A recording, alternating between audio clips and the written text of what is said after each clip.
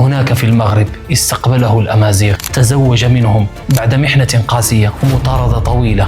إدريس الأول حين يسافر النور إلى مغرب الأرض. في البداية كان محمد صلى الله عليه وسلم إنسانا صادقا حتى اختاره الله نبيا، فخرج من قلب مكة نور بدل وجه الأرض، ومن بعده كبر نور داخل بيت صغير هادئ بسيط. هناك كان علي قريب من النبي صلى الله عليه وسلم وقريب من الروح التي يستقي منها، كيحمل العلم مع الشجاعة والعدل مع الرحمة، كأن الرسالة ما كانتش كلمات تقال فقط، بل نور يورث في القلوب. ولكن مع مرور السنين النور ما بقاش حبيس المدن الأولى، لأن الرسائل العظيمة والكبيرة مكتوب لها الهجرة. وهنا تبدأ حكاية شاب ليس هارب من الفقر بل من الظلم. إنه إدريس الأول ابن عبد الله من نسل الحسن بن علي، من ذلك البيت الذي تربى فيه النور أول مرة. بعد محنة قاسية ومطاردة طويلة لم يبقى أمامه إلا طريق واحد، أن يمشي بعيدا بعيدا جدا في مغرب الأرض. قطع الصحارى والجبال وحمل معه شيئا واحدا فقط، ليس جيشا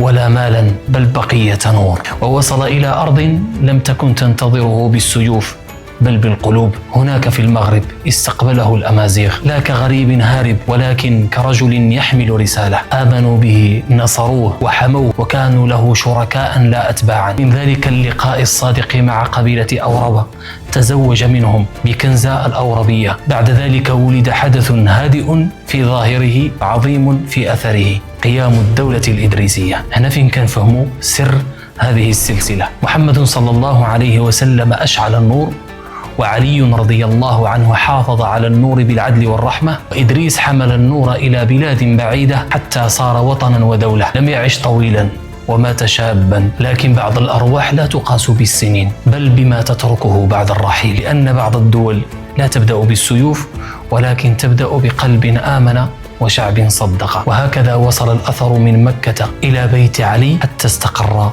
في مغرب الأرض.